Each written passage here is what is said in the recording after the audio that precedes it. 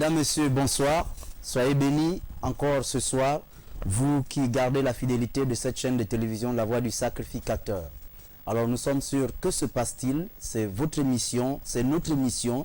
Ce soir, nous venons encore parler de la part de l'Éternel, avec les hommes, des femmes et hommes de Dieu qui sont sur ce plateau, qui ont accepté encore de pouvoir partager ces instants. Alors soyez bénis et ne zappez pas, comme nous aimons à le dire, gardez la position.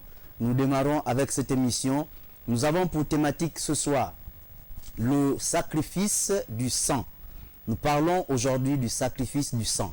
Alors, vous pouvez intervenir sur cette émission via WhatsApp ou encore SMS au 066 61 05 56 et passer également des appels au 066 14 96 96.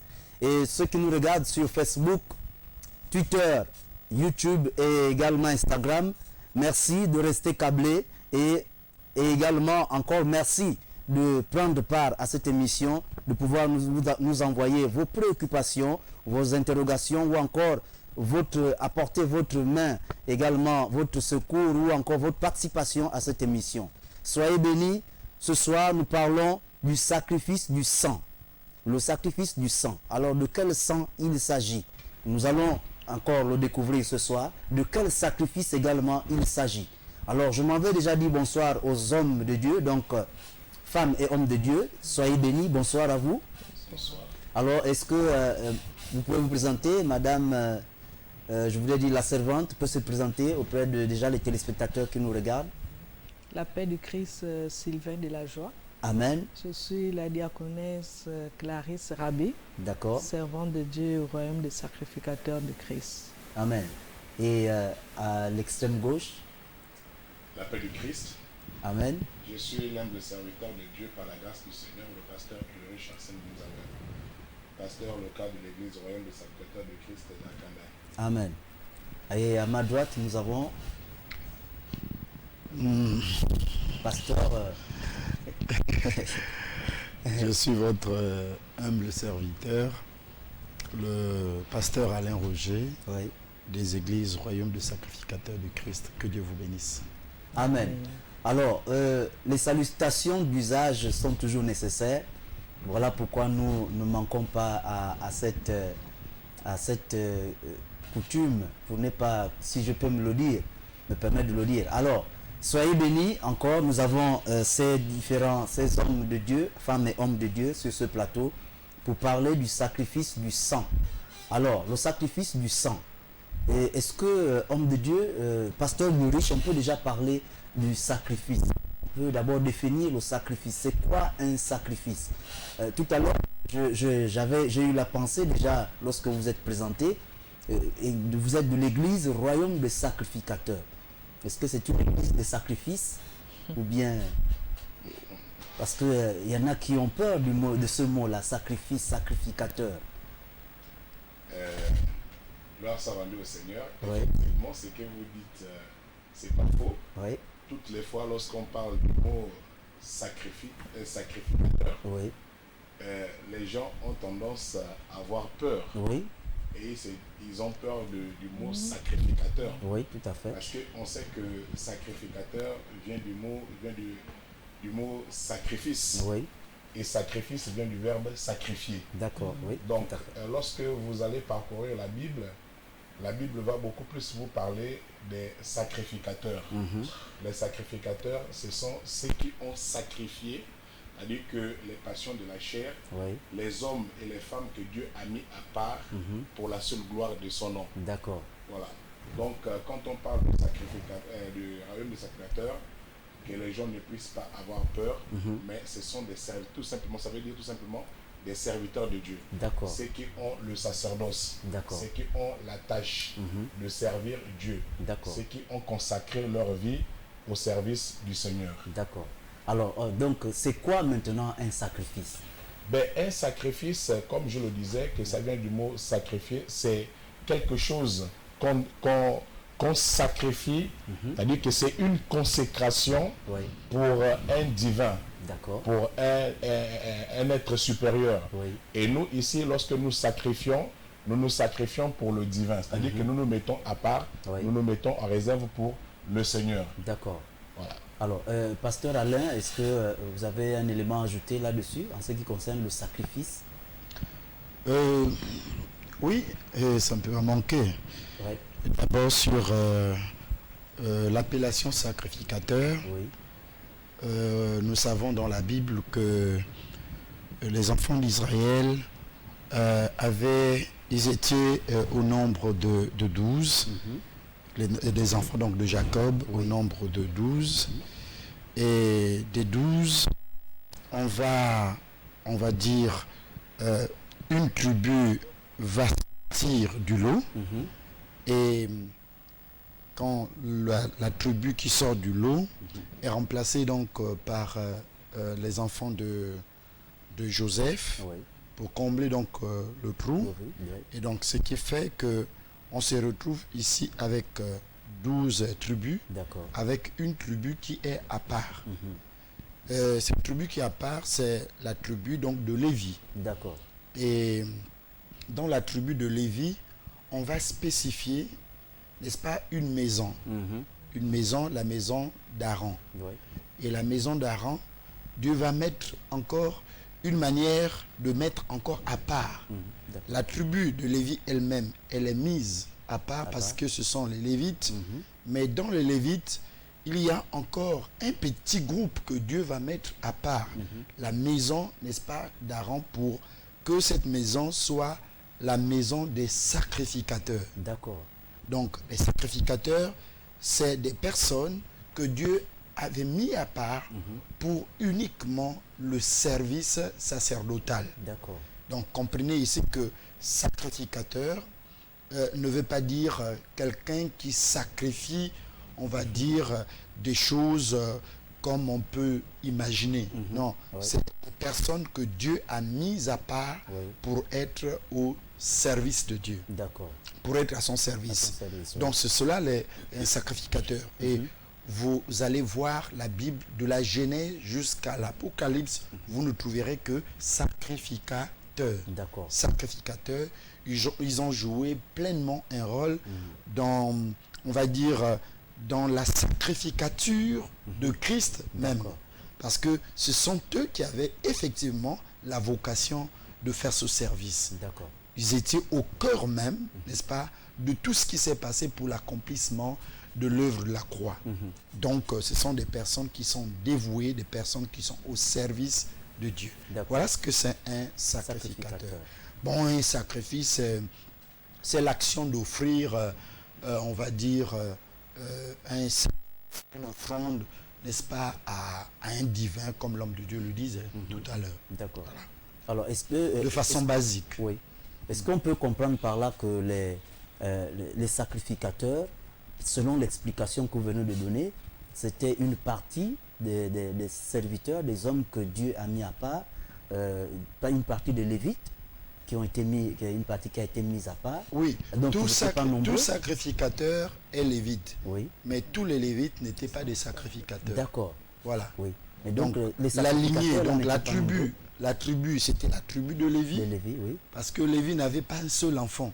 Lévi avait Aaron, Lévi avait Moïse, D'accord. Lévi avait Marie Oui. et bien d'autres. Donc, mais la maison de Aaron est choisie comme étant la maison des sacrificateurs. D'accord. Moïse n'était pas sacrificateur. D'accord. Certes, il était souverain sacrificateur, mais il a eu la grâce, le fait qu'il était à la tête, n'est-ce pas, de la direction des enfants d'Israël pour la terre promise. D'accord. Voilà. Alors, j'étais en train de dire que donc, les sacrificateurs au départ n'étaient pas déjà nombreux. Non, N'étaient pas nombreux. ils n'étaient pas nombreux, ils étaient peu. Vous comprenez que c'est une lignée qu'on a pris. D'accord. Voilà. Est-ce à cause de cela que Dieu dit que je ferai de vous un royaume de sacrificateurs? Bien sûr, nous sommes, bon, pour ce qui concerne la vision de l'église RSC, Oui. tirée donc d'Exode chapitre 19, du verset 4 au verset 6, Oui. nous avons une alliance avec Dieu. Dieu dit aux enfants d'Israël, vous avez vu de quelle manière je vous ai fait sortir du pays d'Égypte, de quelle manière je vous ai porté sur mes ailes. Mais maintenant, je suis là au verset 5, maintenant, si vous obéissez à ma voix, si vous écoutez mes ordonnances, eh ben, je ferai de vous un royaume de sacrificateurs et une nation sainte. D'accord. Donc voilà. À une condition. Si À une vous condition. obéissez, oui. Avec Dieu, il y a une condition Voilà. quand même. Et quand même, il faut préciser que Jésus lui-même n'a pas laissé des chrétiens, Jésus a laissé des sacrificateurs. D'accord.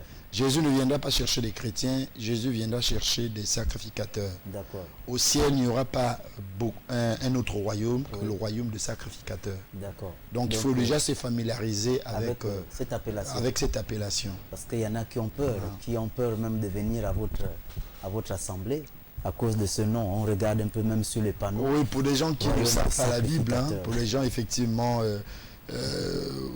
pour les gens qui ne sont pas habitués, les gens qui ne sont pas amis de la lecture biblique, Ouais. ben effectivement, ils peuvent être ignorants de ce mot, mais tout homme de Dieu sait ce que ça veut dire un sacrificateur. D'accord. Oui. D'accord. Alors, la servante, la diaconesse, le sacrifice, selon vous, comment est-ce que vous voyez, comment est-ce que vous le définissez, le sacrifice? Un sacrifice. Ben, merci Sylvain de la joie. Les hommes de Dieu ont défini, je ne vais Oui. pas contredire. Un sacrifice, c'est l'action d'offrir quelque chose à un divin, une offrande D'accord. à un divin. Et si nous revenons sur les sacrificateurs, comme tout à l'heure on disait, il y avait une condition. Si vous obéissez, vous voyez bien que ce n'est pas tout le monde Oui. qui est à même d'obéir Oui. à une quelconque instruction. Et lorsque vous obéissez à cette instruction, voilà comment vous êtes sacrificateur. Donc vous vous consacrez à une mission, vous vous consacrez à Dieu, à faire la volonté de Dieu. Donc vous sacrifiez non seulement pour certains qui commencent l'œuvre de Dieu très jeunes, vous sacrifiez votre jeunesse, vous pouvez aussi sacrifier certains plaisirs Oui. parce que vous voulez marcher selon les recommandations et les instructions de Dieu. D'accord. Alors, homme de Dieu, pasteur Ulrich, est-ce que on peut, parlant de sacrifice, ici, nous parlons du sacrifice du sang. Est-ce qu'on peut dire que le sacrifice du sang est une valeur de l'Église? Le sacrifice du sang est une valeur de l'Église, je dirais oui. Pourquoi? Parce que nous voyons que lorsque l'homme, c'est-à-dire que le premier homme, Adam et Ève, est rentré dans la disgrâce, nous avons vu que automatiquement Dieu a mis en marche le plan de la rédemption.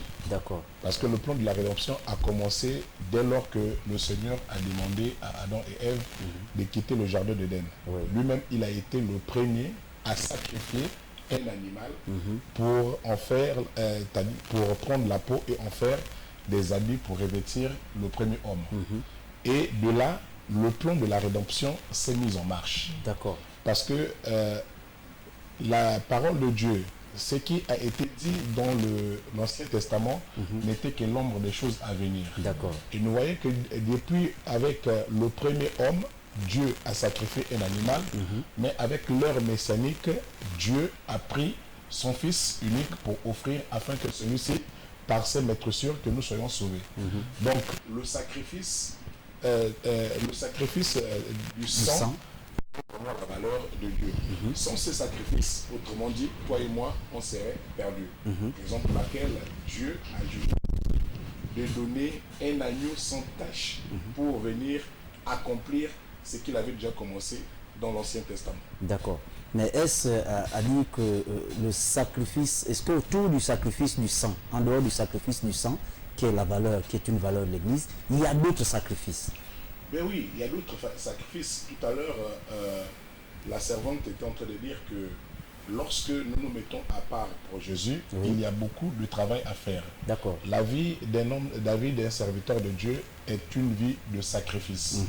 Parce que lorsque Dieu t'appelle, il dit dans le livre, dans le texte des bases du royaume des sacrificateurs de Christ, qui est dans le livre de Exode, Oui, 19. la Bible dit que si vous obéissez, une nation sainte, un royaume de sacrificateurs de Christ. D'accord. C'est-à-dire que obéir à quoi? Obéir au principe divin. D'accord. Lorsqu'on obéit au principe divin, c'est-à-dire qu'on fait violence par rapport à ce que... Parce que lorsque Dieu dit, si vous obéissez, c'est-à-dire qu'il y a des choses en nous que nous devons délaisser afin de pouvoir s'arrimer à la loi de Dieu. D'accord. Et lorsqu'on abandonne ces choses, c'est-à-dire qu'on fait un sacrifice pour pouvoir plaire à notre Voilà. C'est D'accord. comme lorsqu'on prend des exemples que deux personnes, lorsqu'ils se mettent ensemble, la Bible le dit dans le livre de Amos au chapitre 4. Oui. La Bible dit que deux hommes ne peuvent pas marcher ensemble si au préalable ils ne se sont pas convenus. D'accord. Dieu donne sa ligne de conduite en disant que si vous obéissez, si vous observez ma loi, je ferai de vous une nation sainte et un royaume de sacrificateurs de Christ. Donc, D'accord. lorsqu'on parle de sacrifice, ce n'est pas seulement le sacrifice du sang, mais le sacrifice peut être, comme on le définissait, que c'est l'action d'offrir quelque chose à un être suprême, à un être divin. D'accord. Et lorsqu'on parle des sacrifices ici, on peut voir les sacrifices en nature. La Bible nous parle déjà dans l'Ancien Testament, dans la Genèse, que Abel et Caïn étaient tous deux, l'un était cultivateur, l'autre était berger. Berger, oui. Et quand ils ont eu leur récolte, qu'est-ce qu'ils ont fait? Ils ont offert des sacrifices auprès du Seigneur. D'accord. Donc le sacrifice n'est pas forcément le sacrifice du sang, mais le sacrifice peut être en nature. Le sacrifice peut être aussi une habitude que quelqu'un peut abandonner pour se consacrer au Seigneur. D'accord. Ah, d'accord. Alors, pasteur Alain Roger, le sacrifice est également du sang, comme je disais, est-ce que vous pensez, ou encore vous l'affirmez, que vous confirmez que c'est une valeur de l'Église, le sacrifice du sang? Oui, effectivement. Je voulais quand même mettre un certain nombre de choses comme base. D'accord. J'ai pas envie de conclure quelque chose que je On n'ai a toujours besoin de fondements. J'ai pas envie de conclure quelque chose que je n'ai pas encore donné suffisamment, on va dire, d'arguments étayés. D'accord. Voilà. On va dire quoi? On va dire que le sacrifice en tant que tel, dans l'Ancien Testament, était réparti en, on va dire, à 3-4 groupes. D'accord. Le premier groupe, le sacrifice, on l'appelait l'Holocauste. L'Holocauste qu'on devrait présenter à Dieu, que le souverain sacrificateur devait donc rentrer dans le lieu très saint pour offrir à Dieu. Et cet holocauste devrait être consumé. Et l'odeur qui montait apaisait Dieu. Dieu trouvait satisfaction, n'est-ce pas, de cet holocauste. Donc, il y avait donc l'holocauste. Et cet holocauste, il faut préciser que il devrait être un gros bétail, ou encore un oiseau, mais avec une particularité que c'est ce bétail, cet animal ou cet oiseau devrait être, on va dire, pur, ne devrait pas avoir de défauts, des défauts physiques bien sûr. Et ensuite, vous avez ici, on va dire, l'offrande du gâteau. Donc, c'était fait à base de la farine. Vous avez l'offrande, n'est-ce pas, ou encore le sacrifice du péché, qui était donc fait également à base, c'était aussi un bétail qu'on devrait donner, tout naturellement un agneau sans défaut aussi, sans tache, qui devrait être d'un an, n'est-ce pas? Il faut préciser ces détails-là parce que c'est important. Et on avait un autre groupe, n'est-ce pas, de sacrifices, appelé ici le sacrifice de prospérité. N'est-ce pas? Voici les principaux, on va dire, groupes de sacrifices qu'on pouvait retrouver dans l'Ancien Testament. Et donc, chacun de ces groupes de sacrifices avait une importance, une signification. Mais la somme, il faut le dire, de tous ces groupes de sacrifices représente, n'est-ce pas, le sacrifice universel, le sacrifice idéal, le sacrifice de notre Seigneur Jésus-Christ. Voilà. Il est venu donc englober l'ensemble des sacrifices qui existaient avant. Alors, parce que tout cela représentait tout simplement le sacrifice qu'il devrait accomplir sur la croix du calvaire. D'accord. Donc, en ce moment-là, je peux maintenant répondre à votre question en disant que oui, c'est véritablement un sacrifice, comme vous le dites, sacrifice du sang. Le sacrifice du sang comme Et la étant valeur, oui. la valeur même de l'Église. Voilà. Alors, est-ce que de nos jours, il y a ce différents groupes-là de sacrifices, que le sacrifice universel est venu englober, est venu certainement déjà annuler? Est-ce qu'il y a encore des gens qui... est-ce que ce sacrifice est encore utilisé, encore manifesté dans les églises? Pour ce qui concerne la pratique chrétienne, nous ne sommes plus à la phase de l'holocauste du sang. Oui. On n'en parle plus. Oui. On ne peut plus dire à quelqu'un, si vous rentrez dans une église et qu'on vous dise, bon, apportez-nous une poule, apportez-nous, je ne sais pas, un agneau, on va faire un sacrifice, quelle que soit la raison, sortez de cet endroit, ce n'est pas une église. D'accord. Ce n'est pas une église. Ouais. Même la fausse église de Satan ne le fait plus de cette façon-là. À l'époque, n'est-ce pas, des patriarches, c'était conventionnel. C'est-à-dire, on disait aux gens d'apporter cela, n'est-ce pas, au temple, au tabernacle. Parce que Dieu agréait cela. Oui, parce que c'était pratique. C'est même on va dire, le culte. D'accord. Voilà. Parce que quand quelqu'un péchait, il fallait forcément un sacrifice, n'est-ce pas, de péché, Oui. pour résoudre le problème du péché. Il fallait un holocauste pour agréer, pour adorer le Seigneur. Parce que l'holocauste ici, c'était une forme d'adoration à l'Éternel. Oui. Voilà. L'odeur qui montait, le fait que l'holocauste était consumé, eh bien, l'odeur qui montait là, c'est ça. Aujourd'hui, nous n'avons plus besoin de cette odeur, nous avons plutôt, l'apôtre Paul le dit, offrez, n'est-ce pas, à Dieu, n'est-ce pas, sans cesse, le fruit, n'est-ce pas, le sacrifice de votre adoration, de votre louange. D'accord. Voilà. Et donc, voilà, aujourd'hui, tout cela n'existe plus. Ça n'existe plus dans l'Église. Si quelqu'un vous le dit, comme je le disais, il faut sortir. Dites-vous que vous n'êtes pas dans un milieu appelé Église. D'accord. Même si c'est que vous le dites, il faut apporter, dites-vous que vous n'êtes pas à un endroit appelé Église. Sortez de cet endroit, ce n'est pas l'Église de Christ, ce n'est pas l'Église de Jésus-Christ. Aujourd'hui, nous n'avons plus besoin du sacrifice du sang. D'accord. Alors, le sacrifice, maintenant, si on peut dire, en ce qui concerne, vous avez parlé de l'autre sacrifice, celui de la farine. Par exemple, le sacrifice de la farine, en ce qui concerne la farine, celui-là, on peut le fond de gâteau. Le fond de gâteau, voilà. Tout cela, je vous ai dit que ça représentait, ça préfigurait le front, n'est-ce pas, le sacrifice de la croix. De la croix. D'accord. Voilà. Tout cela n'existe plus. D'accord. Donc, c'était l'ombre des choses à venir. L'ombre des choses à venir. D'accord. Mais ce qui est vrai, il existe aujourd'hui des sacrifices du genre sacrifice du corps, que moi je donne mon corps, ma vie, n'est-ce pas, à Dieu, comme sacrifice saint, comme sacrifice agréable, comme sacrifice, on va dire, oui, saint et agréable. D'accord. Voilà. Alors, parfait. Pasteur Maurice, ça n'a rien du sang.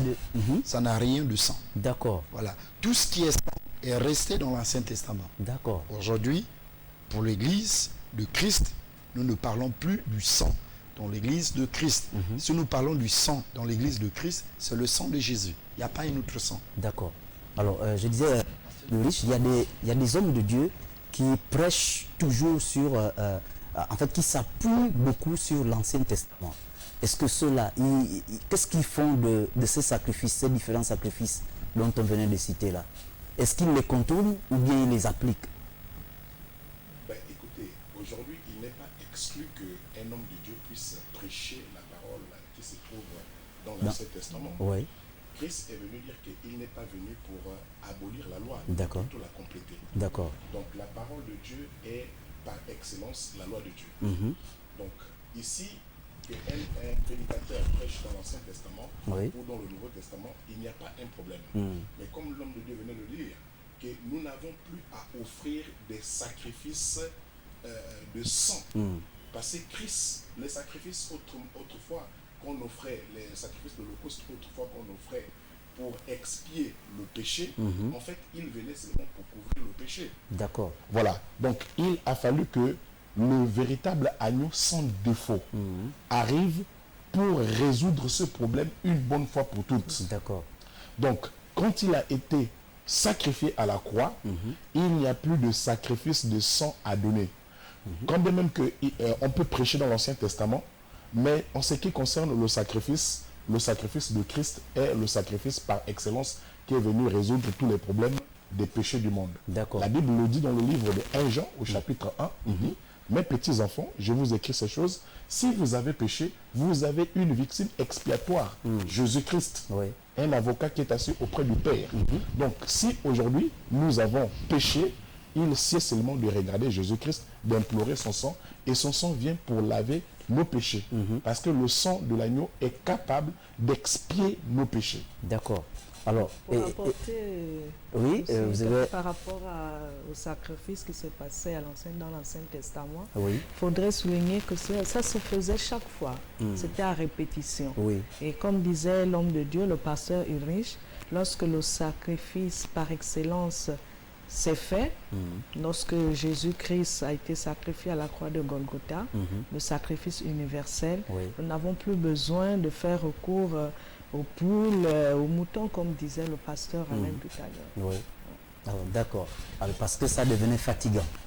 Vous n'avez pas dit. Alors, nous allons faire une pause et on revient tout de suite. Merci.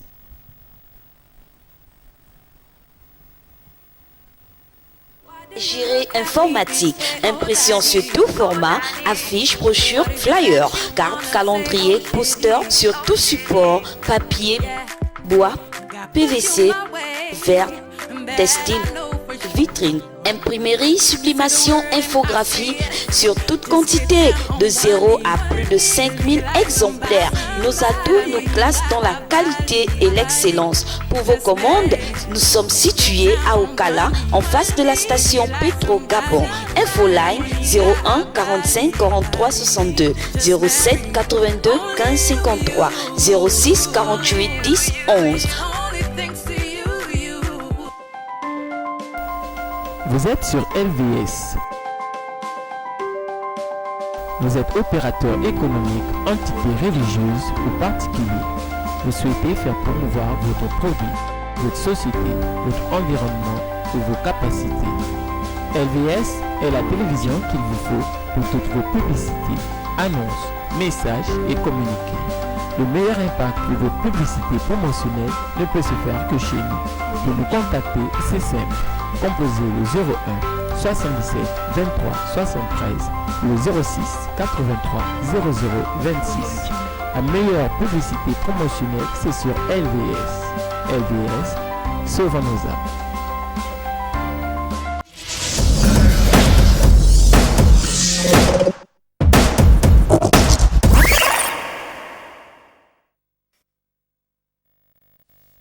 Alors nous revenons sur ce plateau avec nos invités qui sont avec nous pour pouvoir parler du sacrifice, le sacrifice du sang.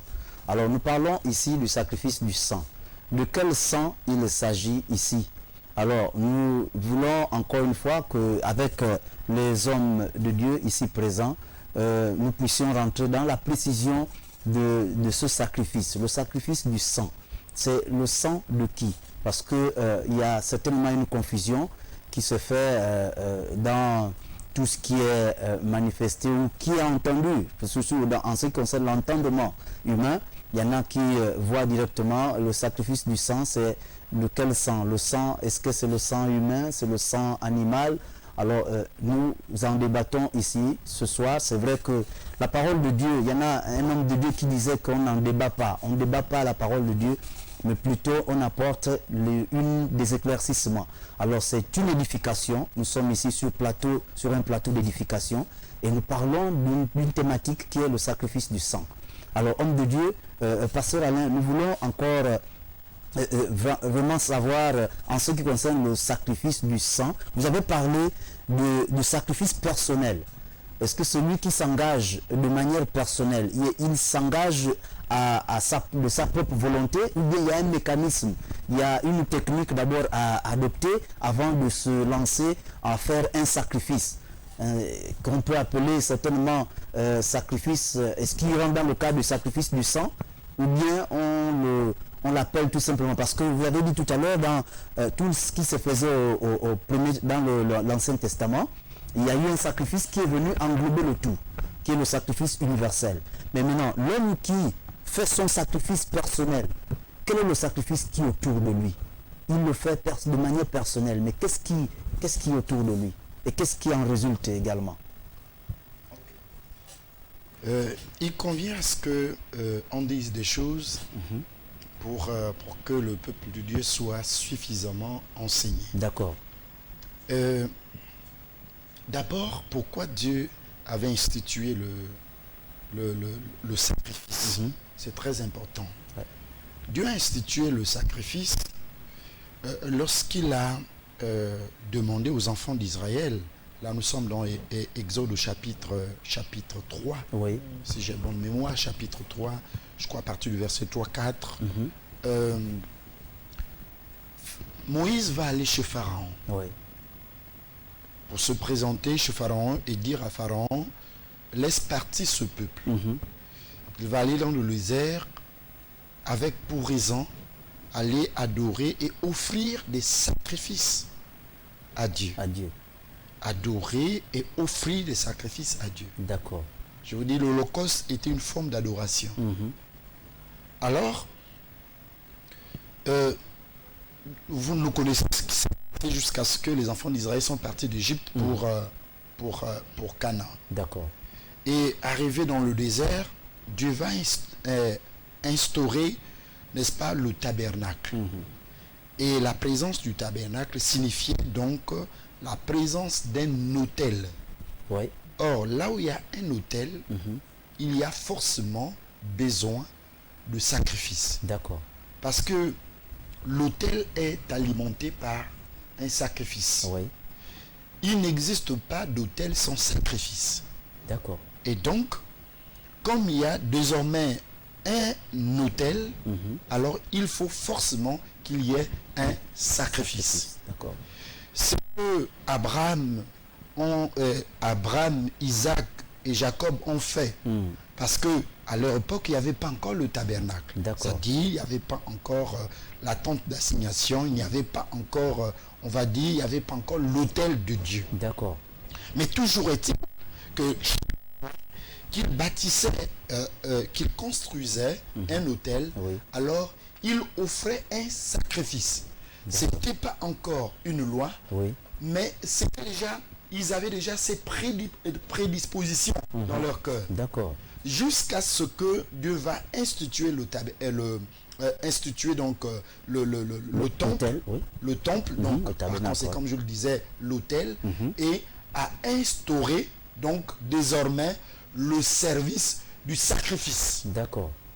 Comme ériger cela comme étant une loi. De quelle manière on devrait offrir, quelle est la personne autorisée à présenter ces holocaustes, ces différents sacrifices à Dieu, et quelles sont les parties qu'on devrait présenter ces sacrifices. Donc, pour déjà vous dire que il n'existe pas un autel d'un divin sans la présence, sans que cet autel soit alimenté par des sacrifices. D'accord. Vous savez que le monde naturel, comme le monde spirituel, est calqué. C'est-à-dire ce que nous faisons ici au Gabon, eh bien, nous avons vu ça aussi quelque part. Raison pour laquelle nous sommes en train de faire. Nous avons aujourd'hui la télévision, mais la télévision n'a pas commencé au Gabon. Non, pas du tout. La télévision a commencé quelque part. Aujourd'hui, nous avons la grâce d'avoir une chaîne de télévision ici, ou encore des chaînes de télévision ici au Gabon, mais ça n'a pas commencé ici. D'accord. Ce qui revient à dire à quoi? Lorsque Satan va voir ce que Dieu a institué, lui aussi, il va copier. D'accord. Mais d'une manière à l'inverse. Voilà. Il va copier, il va il va construire par ses adeptes aussi des temples et donc par conséquent des autels Oui. qu'il faut alors alimenter par un certain nombre de sacrifices. Sacrifice. Ouais. Il est important de rappeler ici pourquoi Dieu a institué, n'est-ce pas, les sacrifices. D'accord. Et ensuite, il fallait alimenter cet autel par divers sacrifices, et parmi lesquels il y avait le sacrifice de sang D'accord. des animaux. Nous insistons là-dessus, sacrifice des animaux. Nous voyons depuis le père Abraham, D'accord. lorsqu'il a voulu offrir, n'est-ce pas, en holocauste, donc en Son fils. adoration, en obéissance à Dieu, Oui. n'est-ce pas, son fils Isaac. Oui. Dieu a trouvé un substitut pour remplacer, n'est-ce pas, Isaac, qui devrait être offert à Dieu comme holocauste, comme sacrifice. Mais d'où lui était venue cette volonté de vouloir offrir son fils? L'obéissance, L'obéissance. l'adoration est avant tout l'obéissance. D'accord. Vous ne pouvez pas adorer Dieu si vous ne l'obéissez pas. Vous allez l'adorer, mais de la façon charnelle. Ouais. La Bible dit, voici l'heure vient où les vrais adorateurs m'adoreront en esprit et en vérité. D'accord. L'autre terme, dans une forme d'obéissance totale à Dieu. Donc voilà. Alors le sang, je voudrais ici, certainement, le pasteur Lurich va certainement dire quelque chose. Le sang qui a été, le sacrifice que Dieu a institué, avait institué tout au long à ses serviteurs au peuple d'Israël pendant la marche au Canaan. Il y a eu des autels qui ont été érigés et vous avez dit que chaque autel, il n'existait pas d'autel sans sacrifice. Il n'existe pas jusqu'aujourd'hui. Voilà, jusqu'aujourd'hui, il n'existe pas Il d'autel n'existe pas d'autel sans sacrifice. Alors, il n'existe pas, jamais. D'accord. Il Maintenant, n'existe pas. et quel sacrifice se faisait ou encore se fait dans les hôtels où Dieu est invoqué? Le sacrifice de Dieu qui est agréable à Dieu. Nous avons déjà le sacrifice de son Fils unique. D'accord. Son sang est permanent sur l'autel de Dieu. D'accord. Dans l'église, ce sang est permanent. D'accord. Ce sang n'a pas une date de péremption. D'accord. Donc, c'est 24 sur 24.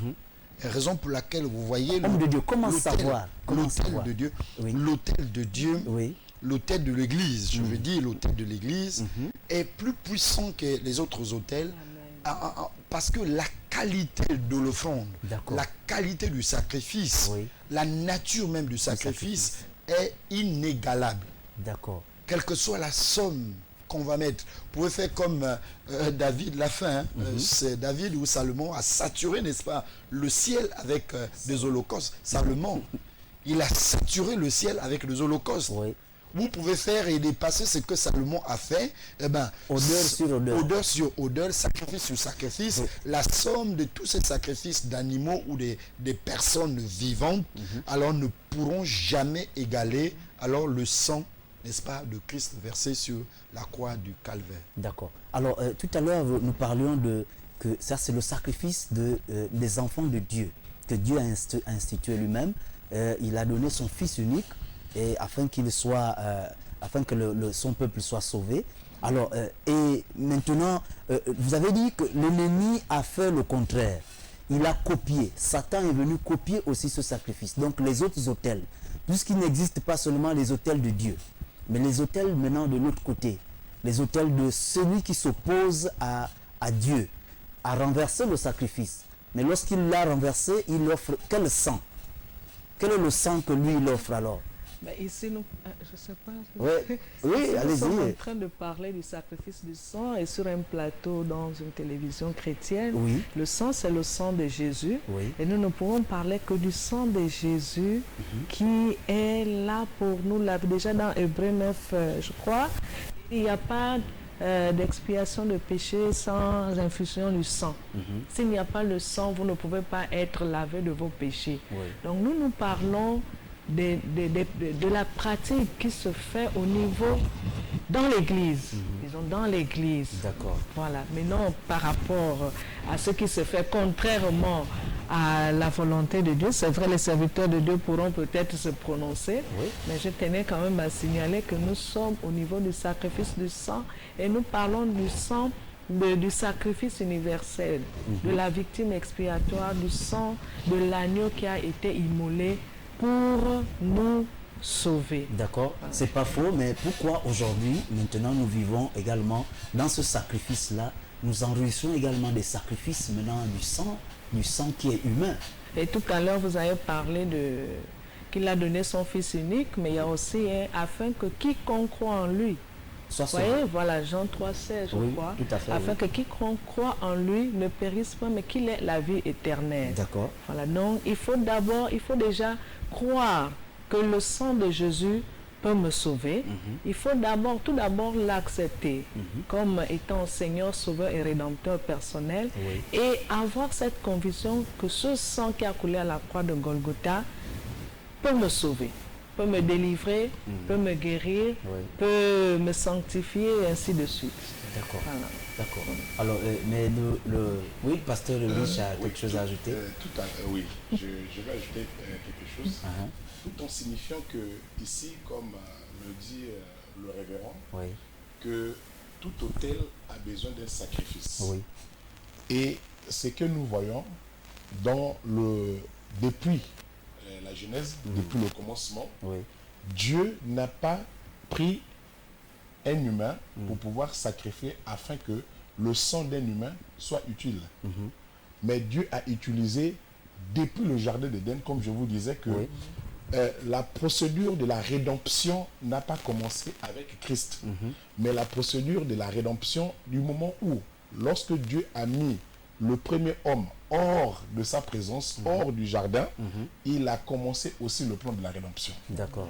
Et il a utilisé ici un animal.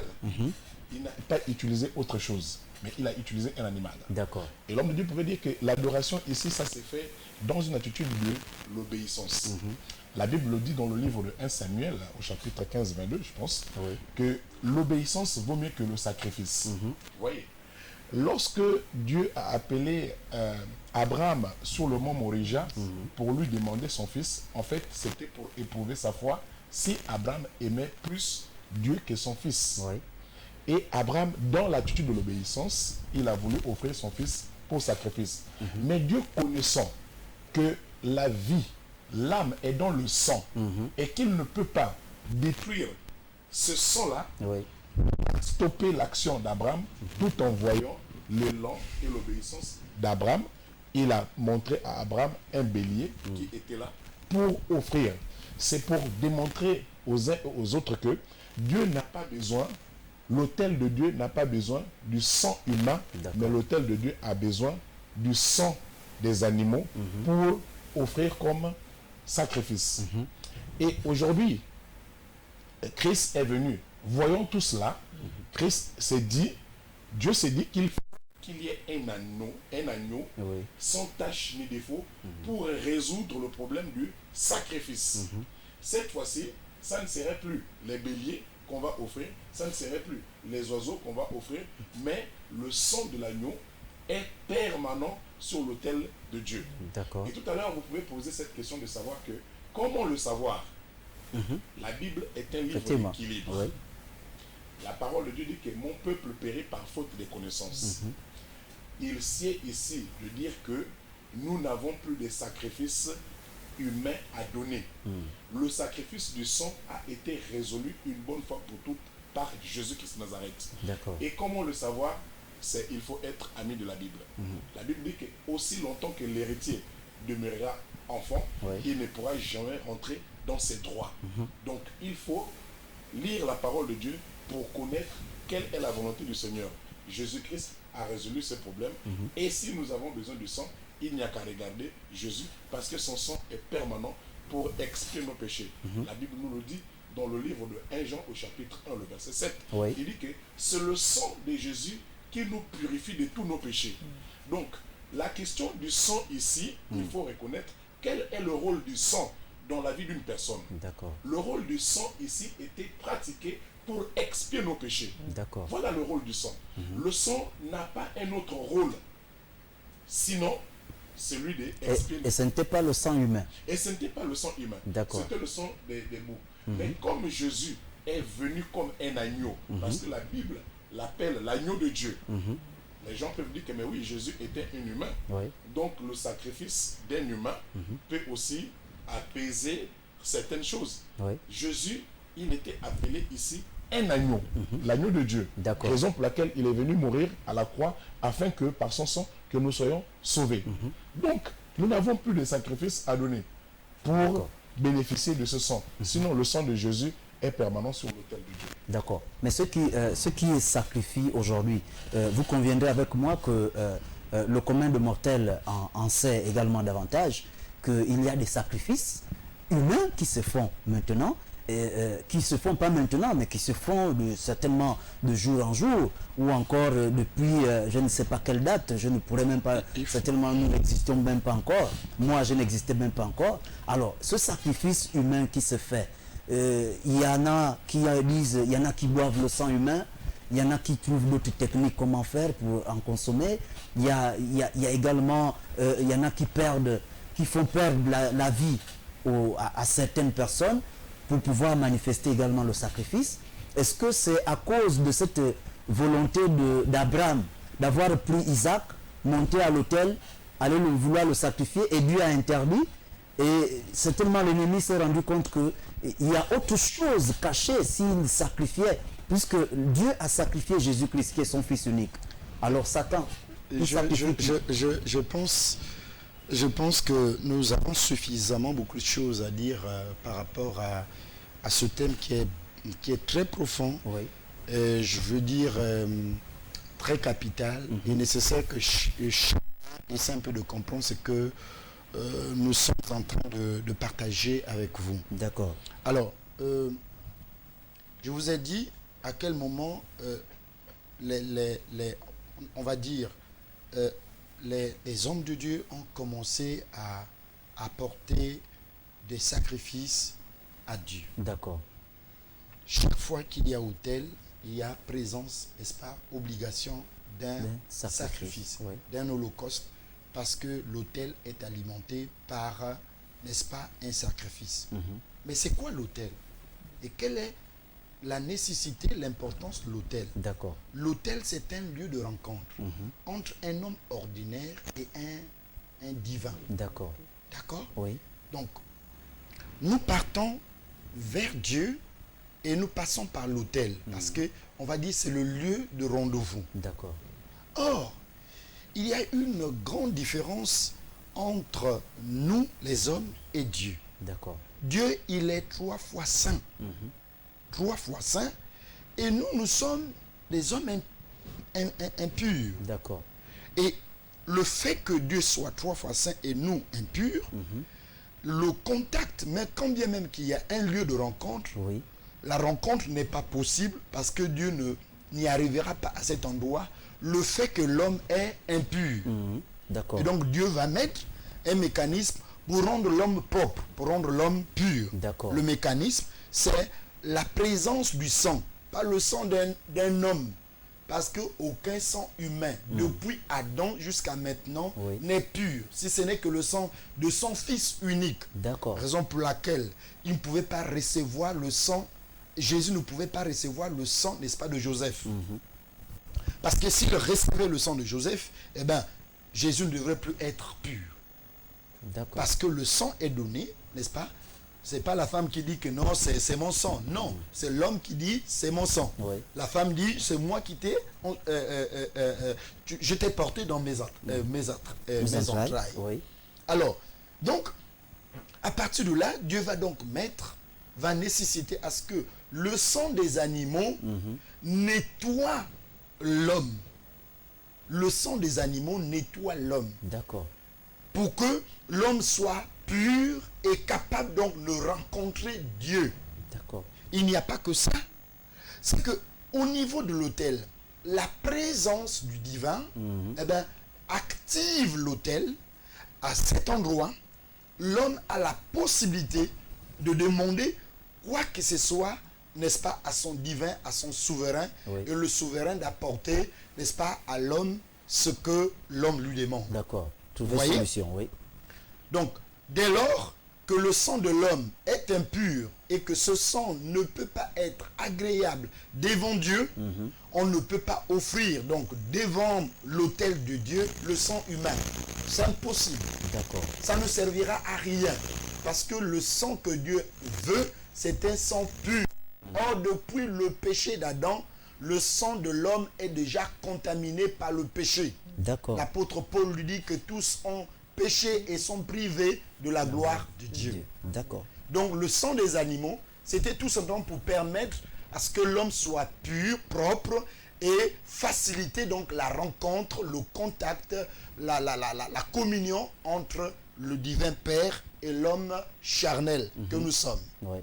Et ça faisait quoi? Ça faisait que la procédure, il fallait la renouveler chaque fois parce que ce sang avait un temps limité, une date, n'est-ce pas, de péremption. D'accord. Et Dieu a trouvé que ce n'était pas aussi nécessaire de continuer de cette manière et qu'il fallait résoudre ce problème une bonne fois pour toutes et pour tous. Il a résolu donc ce problème par la mort de son fils Jésus-Christ sur la croix du Calvaire. Le copiste, qui est donc Satan, oui, alors a mis aussi en place ces temples avec ses autels. Oui. Ces autels, il va les alimenter par quoi? Non pas par le sang des animaux, parce que Jésus n'a pas besoin d'un... plutôt, Satan n'a pas besoin d'un sang pur. Il n'a pas besoin de ça. D'accord. Satan n'a pas besoin d'un sang pur. Il a au contraire besoin d'un sang puissant. Or, le sang humain a une caractéristique, Oui. c'est que le sang humain, certes, est impur, mais le sang humain est puissant. D'accord. Malgré son impureté. Malgré son impureté, le sang humain est puissant. Et c'est ce que Satan reconnaît. Et donc, ce que Satan cherche aujourd'hui comme à jamais, Oui. il a toujours cherché la puissance pour épater, n'est-ce pas? D'accord. Et donc, par ses adeptes, il a institué, n'est-ce pas, que ces autels soient alimentés non plus par le sang humain, plutôt par les sangs des boucs, Oui. par les sangs des animaux, par les sangs des oiseaux, mais cette fois-ci alimentés par le sang des hommes. D'accord. D'où vient alors la notion du sacrifice de sang humain. D'accord. D'où vient aujourd'hui la prolifération, n'est-ce pas, des crimes rituels, de tout ce que vous, crimes de sang, crimes rituels, parce que les autels sataniques sont alimentés par le sang humain. D'accord. Pour que leur autel soit fort, ils ont besoin du sang humain. D'accord. Alors, nous allons revenir dans un instant. Nous marquons d'abord une pause et puis on va en reparler tout à l'heure. Merci.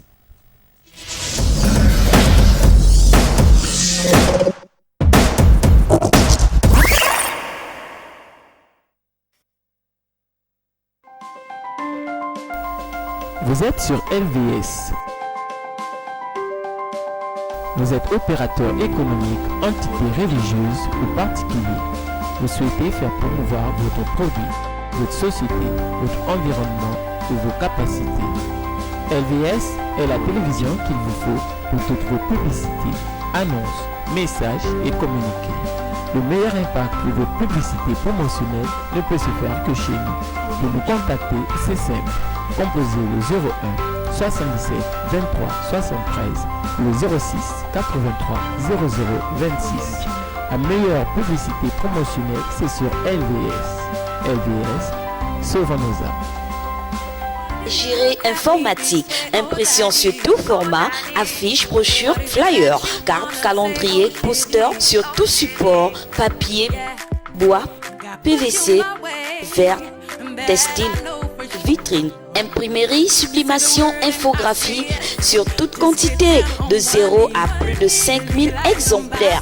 Nos atouts nous classent dans la qualité et l'excellence. Pour vos commandes, nous sommes situés à Okala, en face de la station Petro Gabon. Infoline 01 45 43 62 07 82 15 53 06 48 10 11.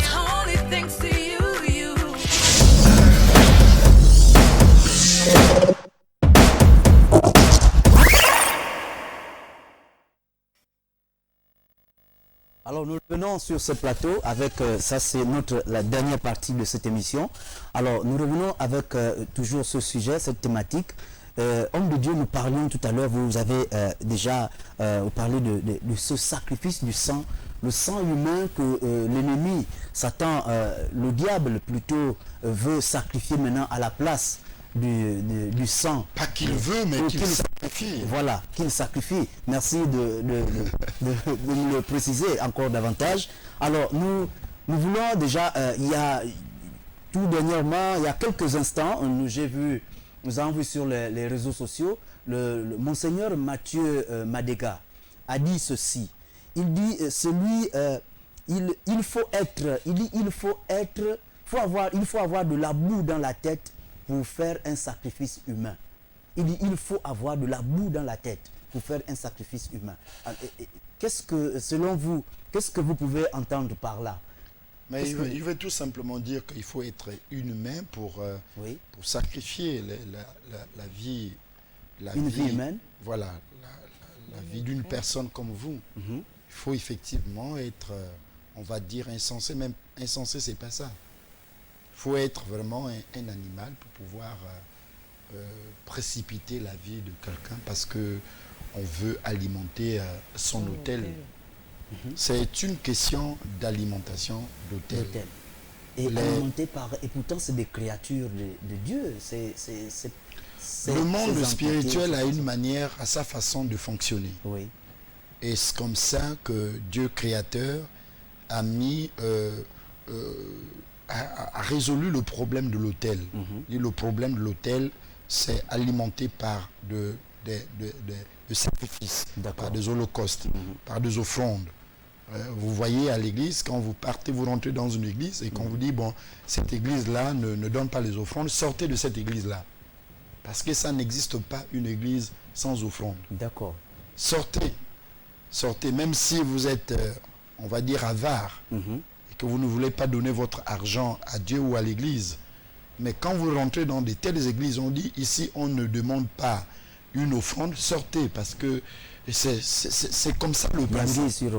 Ouais, c'est cela les principes que Dieu a mis en place en ce qui concerne le temple, l'autel.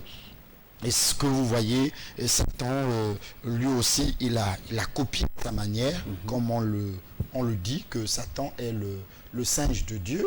Il inverse tout ce que Dieu a mis en place, il met à son profit, mais avec vraiment des conséquences désastreuses. Donc, ces autels, tous les autels sataniques sont alimentés par le sang. Accident à gauche, accident à droite. Ce n'est pas une affaire qui soit uniquement pour le Gabon. Non, c'est une affaire qui existe partout dans le monde. Satan n'est pas seulement ici au Gabon. Satan est partout, n'est-ce pas? Partout. Dans toutes les villes, dans tous les pays, même là où Christ est né, Satan est là-bas. Donc, c'est pas une affaire qui soit, on va dire, une affaire uniquement gabonaise. Non, non, non. C'est le sacrifice, n'est-ce pas, en vie humaine est partout. Parce que Satan veut effectivement contrôler le monde. Il veut arracher le contrôle de Dieu, le contrôle du monde à Dieu. Malheureusement, il n'arrivera jamais et jamais. Je suis en train en même temps de conseiller quelqu'un de sortir de là où vous êtes, parce que là-bas, vous n'aurez jamais la victoire. Vous n'aurez jamais la victoire. Le contrôle, n'est-ce pas, du monde ne sera jamais donné gratuitement à Satan. D'accord. Alors, Pasteur Ulrich, pourquoi Satan suit précisément le sang? Pourquoi il a une préférence du sang humain, le sang humain? Qu'est-ce qu'il y a dedans? Qu'est-ce qu'il y a de particulier dans le sang humain? Gloire soit rendue au Seigneur. On va prendre un texte. Oui. Lévitique au chapitre 17. D'accord. À partir du verset 11. D'accord. Parce que Satan connaît pourquoi il suit effectivement le sang. Le sang humain. Parce qu'il sait qu'il y a une alliance entre le sang et l'autel. D'accord. Et il sait que dans le sang, il y a l'âme. Et ce qui est important qu'il cherche dans le sang, c'est l'âme. C'est l'âme de l'homme. Raison pour laquelle la Bible dit ceci, dans le livre de Lévitique au chapitre 17, le verset 11. La Bible dit ceci. Car l'âme de la chair est dans le sang. D'accord.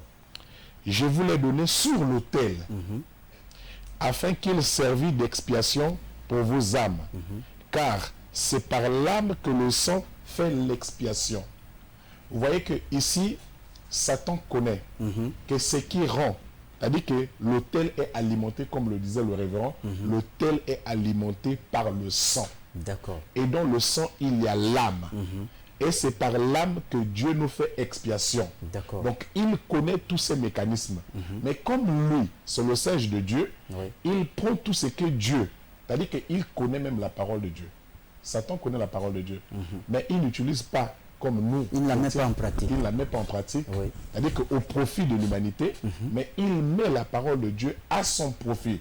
C'est-à-dire qu'il renverse tout ce que Dieu a mis dans l'ordre. Lui, il renverse en fait pour en tirer profit. Donc ici, il faut reconnaître que si Satan poursuit le sang, mais parce qu'il sait que sur l'autel, c'est l'aliment en fait. C'est ce qui donne la source d'énergie de l'autel, c'est le sang. D'accord. Et ce sang, il ne l'utilise pas pour le bien des gens, mais il l'utilise pour détruire, pour égorger. Parce qu'on connaît, la parole de Dieu nous dit que le mercenaire, lui, il vient pour égorger, pour détruire. Mais Jésus, le Seigneur, nous a donné le sang de son Fils unique pour faire quoi? Pour nous donner la vie. Mais lui, le sang, il l'utilise pas pour donner la vie, mais lui, il utilise le sang pour détruire la vie. Raison pour laquelle nous voyons qu'aujourd'hui, il y en a qui continuent à alimenter leur autel, non pas par le sang de l'agneau, mais par le sang des humains. Et ce qui est contraire à la volonté du Seigneur. D'accord. Alors, la parole de Dieu, j'étais avec un homme de Dieu sur une émission. Alors, l'homme de Dieu disait que la parole de Dieu nous dit qu'il dans sa maison, il n'y aura ni femme stérile, ni femme qui avorte. Alors, il y a des femmes aujourd'hui qui sont atteintes d'une stérilité. Une stérilité vraiment même chronique. Il y en a qui avortent. Est-ce que ces manipulations ou encore ces actions émanent d'une alimentation d'autel où il y a avortement à chaque moment, il y a stérilité, donc il n'y a pas la vie? Est-ce que ça vient également de ce sacrifice du sang-là? Bon, ici, il faut dire certaines choses, que la parole de Dieu, elle ne changera pas. D'accord. Dieu nous donne déjà une garantie. Il dit ceci, que dans la maison d'Israël, il n'y aura point de femmes stériles. D'accord. C'est-à-dire que il n'y a pas de stérile, normalement, pour nous. À la base, il n'y a pas de stérilité. D'accord, oui. Maintenant, lorsqu'il y a une stérilité secondaire qui peut faire face, mais nous avons déjà une promesse qu'il n'y aura pas de femmes stériles. Donc, la prière est capable de briser cette stérilité secondaire qui vient s'imposer dans la vie d'une femme ou bien d'un homme. Maintenant, il faut aussi comprendre qu'aujourd'hui, il y a des entités négatives de l'ennemi qui se nourrissent effectivement de l'énergie, qui ont consacré certaines personnes. Dès leur bas âge, elles ont été consacrées à être stériles. Pourquoi? Parce que, effectivement, comme l'âme est dans le sang, ce sang permet d'alimenter les autels de Baal. Et ils ne peuvent pas, malheureusement, enfanter. D'accord. Et là aussi... Là, on peut parler des totems, totems dans les familles. Là, on peut parler de la sorcellerie dans la famille. D'accord. C'est-à-dire que les forces mystico-spirituelles viennent contre la personne. Parce que vous allez constater qu'il y a des personnes, parfois, qui tombent enceintes, qui attrapent une grossesse, mais malheureusement, il y a des moments où on vous dit que non, la grossesse a disparu. Ou bien, il y en a qui font des fausses couches. Il y en a qui font des morts-nés. La volonté de Dieu, ce n'est pas de faire des morts-nés, c'est de donner des vivants.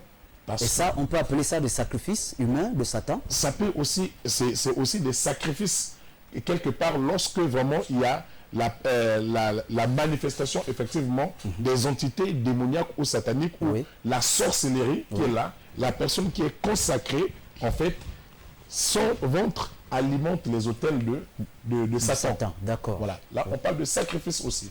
Maintenant, nous avons le pouvoir de briser toutes ces formes de sacrifice que l'ennemi, d'une manière subtile, d'une manière intelligente, il a mis en place des mécanismes, en fait, pour ne pas... parce que c'est des mécanismes un peu voilés. Ils ont consacré la personne pour que son ventre serve à alimenter l'autel de Baal. Mais lorsque la personne arrive, parce que la Bible dit que vous connaîtrez la vérité et la vérité vous affranchira. D'accord. Peut-être qu'en ce moment, sur les ondes, devant la télévision, il y a quelqu'un qui est en train de nous suivre, peut savoir que effectivement, si j'attrape des grossesses qui n'arrivent pas à terme, non, il faut tout de suite se dire qu'il y a quelque chose qui ne va pas. D'accord. Et si la personne aussi... Surtout lorsque ça devient chronique. Lorsque ça devient chronique, Oui. lorsque ça devient Oui. dans la vie des uns et des autres, là, automatiquement, Il y a un hôtel. ça relève du caractère spirituel. D'accord. Il faut se rapprocher de Dieu pour faire un travail spirituel afin que Dieu puisse décanter la situation. Maintenant, lorsque on arrive à une stérilité secondaire, la solution c'est Jésus. La D'accord. solution c'est Dieu. Nous voyons que Rebecca était plongée dans une stérilité. Oui. Mais lorsque son mari Isaac a invoqué l'Éternel, l'Éternel a fait grâce, Rebecca a eu des enfants. D'accord. Donc tout est possible avec le Seigneur. D'accord. Amen. Alors, pasteur Alain Roger, nous constatons, lorsqu'il y a également donc accident à gauche, accident à droite ou encore des assassinats, est-ce que vous pensez-vous que cela, comment est-ce qu'on peut contrecarrer? Comment est-ce que l'Église, elle, peut également se lever pour contrecarrer ce plan qui certainement a été déjà mis en place, certainement par l'ennemi, où il y a accident à gauche, accident à droite, ou encore il y a assassinat aujourd'hui. Il y a des assassinats même dans les établissements maintenant, jusqu'aux petits-enfants, des jeunes élèves qui arrivent à avoir un poignard dans le sac, ou bien je ne sais pas comment, et enfoncer à un condisciple. Est-ce que ça relève de ces sacrifices des autels de Satan également? La manière de contrecarrer les actions sataniques, Oui. c'est d'abord une prise de conscience. Et cette prise de conscience vient à partir, n'est-ce pas, de l'enseignement. La Bible dit, vous connaîtrez la vérité et la vérité vous affranchira. D'accord. Donc si vous avez déjà la connaissance de la parole de Dieu, cela vous serez suffisamment enseigné, ou cela vous allez découvrir que la Bible nous dit dans la révélation de Jean que nous l'avons vaincu par le témoignage de la parole et par, n'est-ce pas, le sang de Jésus. Donc il faut que les gens comprennent la nécessité de recevoir les enseignements bibliques et de comprendre que, en fait, Satan est vraiment quelqu'un qui est là pour effectivement égorger. C'est un mercenaire. Je veux dire que c'est la peine d'aller dans les autels, de vous incliner devant les autels démoniaques et sataniques. Nous avons un autel qui est complet, l'autel de Jésus-Christ. Cet autel est complet parce que au pied de cet autel, nous avons tout le sacrifice qui est aussi complet. Ça veut dire quoi? Ça veut dire, tout à l'heure, je vous disais que les sacrifices dans l'Ancien Testament étaient regroupés en 4 groupes, essentiellement.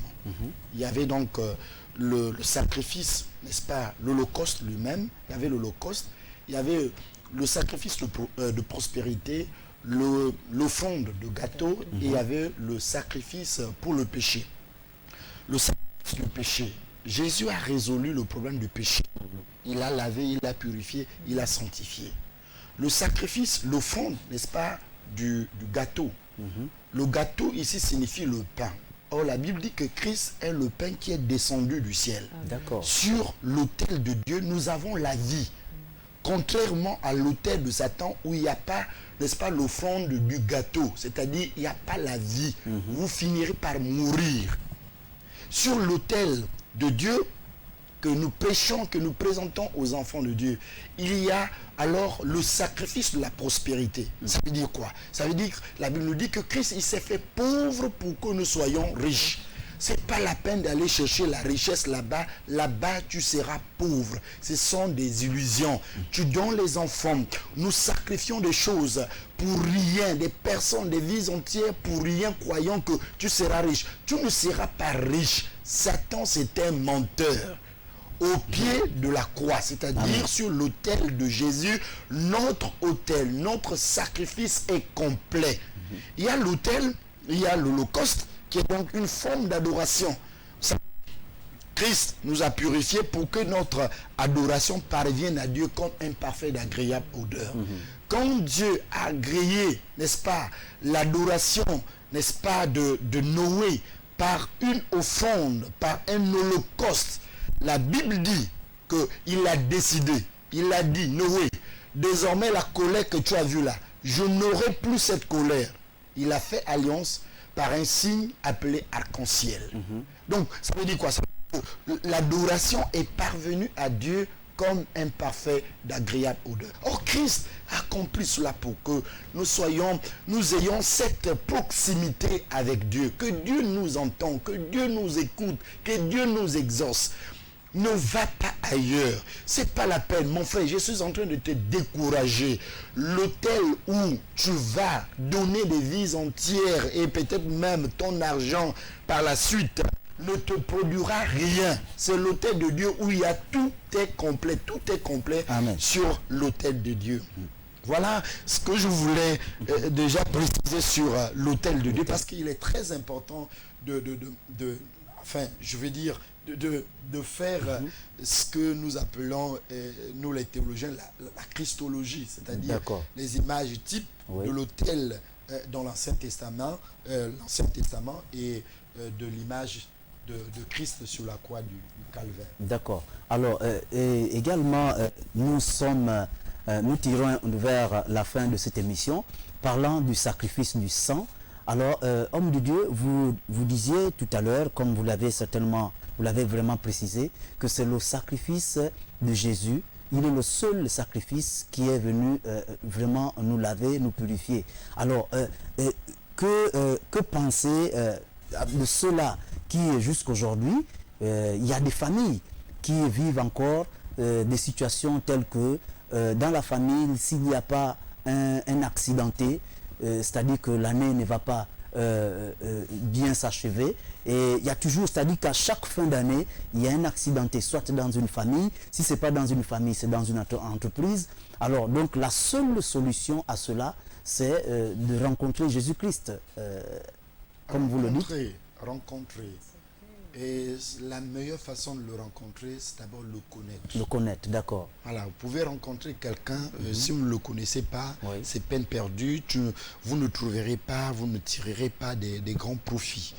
Quand vous rencontrez quelqu'un, cherchez à le connaître. D'accord. Et raison pour laquelle je vous disais que Jean nous dit que vous connaîtrez, au chapitre 8, nous dit, vous connaîtrez la vérité et elle vous affranchira. D'accord. Donc cherchez à connaître exactement qui est Christ, quelles sont les possibilités qui sont avec Christ. Vous allez vous rendre compte que les possibilités sont nombreuses, elles sont multiples, et au profit, n'est-ce pas, au profit de l'homme. Elles sont gratuites, elles ne sont pas contraignantes, ces possibilités. Elles ne sont pas exigeantes, ces possibilités. D'accord. Voilà. Il y en a qui pensent que les voies de Christ sont difficiles à suivre. Par rapport à l'autre côté là-bas, parce qu'il y a des propositions, honnêtement il y a des propositions qui sont assez certainement alléchantes. Là-bas il n'y a pas l'offrande de gâteau, c'est-à-dire le pain de vie. Là-bas il n'y a pas le pain de vie. D'accord. Il n'y a pas le pain là-bas, il n'y a pas la vie, il n'y en aura jamais de la vie pour ceux qui donnent, ceux qui offrent des holocaustes, des sacrifices en vie humaine sur les autels démoniaques, sataniques, sur toutes ces formes d'autels, n'est-ce pas, de totems, de tout ce que nous connaissons, dieu traditionnel ou culte traditionnel. Là-bas, il n'y a pas l'offrande du gâteau, c'est-à-dire la vie. Il n'y a pas la vie. Amen. Et donc, revenez, faites un demi-tour. Christ est disposé, Christ est disponible. Ne nous entretuons pas, ne sacrifions pas tous les efforts que nous avons. Vous savez, avoir un enfant, c'est une grâce, c'est une bénédiction. Voyez comment les gens gâchent la bénédiction de Dieu. Dieu te donne un enfant, tu finis par le sacrifier pour, je ne sais pas, un poste, je ne sais pas, pour une nomination, je ne sais pas, pour de l'argent. 1 milliard. Qu'est-ce que ça signifie? Ça représente rien du tout. Même si on peut en parler, tout un budget de l'État gabonais pour toi, parce que tu as sacrifié. Qu'est-ce que ça représente? Rien du tout, mon frère. Rien du tout, ma soeur. Revenons en arrière. Faisons un demi-tour. Et vous trouverez que sur l'autel, n'est-ce pas, de Christ, nous avons la puissance. Au nom de Jésus, sort. Eh bien, la personne est délivrée. Le démon sort. Je n'ai pas besoin des implications, des incantations qui m'exigent, n'est-ce pas, de concentration bizarre. Non. Parce que je sais que sur l'autel de Jésus, j'ai la puissance, j'ai la force, j'ai l'onction, j'ai tout ce qu'il faut sur l'autel de Jésus. Amen. Alors, Pasteur Ulrich va, nous sommes à la fin. Vous avez plus qu'une minute pour dire un dernier mot en ce qui concerne cette thématique, le sacrifice du sang humain. Un dernier mot à nos téléspectateurs, à tout le peuple qui nous regarde, en ce qui parlant du sacrifice du sang. Je viens pour étayer les propos de l'homme de Dieu. Oui. La Bible déclare que seule la bénédiction de l'Éternel qui enrichit et qui n'est suivie d'aucun chagrin. Amen. Et là où il y a l'Esprit de Dieu, il y a abondance de liberté. Écoutez, lorsque quelqu'un est béni par l'Éternel, il n'a pas de chagrin, il est libre de faire ce qu'il veut. Amen. Une vie de contrainte n'est pas une bonne vie. Faire des sacrifices à base de sang humain, ça ne profite nullement à personne. Sinon, lorsque le Seigneur reviendra, vous serez dans l'enfer et vous regretterez ce que vous avez posé comme acte. Détruire une vie humaine est interdite par le Seigneur parce que la Bible dit que l'âme est dans le sang. Lorsque on détruit une âme de l'Éternel, nous ne savons pas combien coûte une âme de Dieu. Donc, chers frères, chères sœurs, vous qui avez déjà fait un pas dans ce sens, qui croyez que la puissance que vous avez ou les postes que vous avez, c'est aux bases de sang, mais Dieu est capable d'élever une personne. Si tu crois seulement en son nom, si tu le prends comme Seigneur, Sauveur, Rédempteur, Dieu est capable de t'élever au temps convenable. La Bible dit que ton âme prospère comme prospère le tas de ton corps. C'est-à-dire qu'il faudrait que ton âme prospère d'abord avant que ton corps prospère. Il faut chercher la volonté de Dieu. Il faut faire en sorte que seul Dieu soit au centre de ta vie pour que tu puisses bénéficier et réjouir des biens matériels que tu vas avoir avec des enfants. À quoi bon sacrifier un enfant si nous sommes riches? Avec qui partageras-tu ta richesse? Tu veux être riche et détruire ton épouse, ton enfant, ton neveu, mais avec qui vas-tu partager cette grande richesse que tu peux avoir? Tout en sachant que tout est vanité. Dieu va nous appeler. Job pouvait dire, nu je suis venu sur la terre, nu je repartirai vers lui. Donc il ne sied pas de gâcher notre vie, notre relation avec Dieu pour les biens matériels qui sont périssables et que demain nous allons abandonner sur la terre. Je peux te dire, mon frère, ma soeur, le poste que tu occupes, le jour que tu ne seras plus en vie, une autre personne occupera ce poste. Le bureau que tu occupes, lorsque Dieu va t'appeler, tu n'auras pas à résister parce que lui, il est souverain. Quand il dit que ton heure est arrivée, tu ne pourras pas résister et c'est une autre personne qui viendra occuper ce poste ou ce bureau. Même la voiture que tu conduis, dès que tu meurs, c'est même quelqu'un qui n'a pas souffert pour ça qui viendra conduire cette voiture. Donc, ça ne vaut la peine de gâcher ou de détruire des vies humaines pour des biens matériels qui sont périssables et qui ne serviront à rien. Parce que quand Dieu va nous appeler, on ira tel que nous sommes venus dans ce monde, sans biens matériels, sans argent. Que Dieu vous bénisse. Amen. Alors, telle est la voix de l'Église face à tout ce qui est sacrifice du sang humain.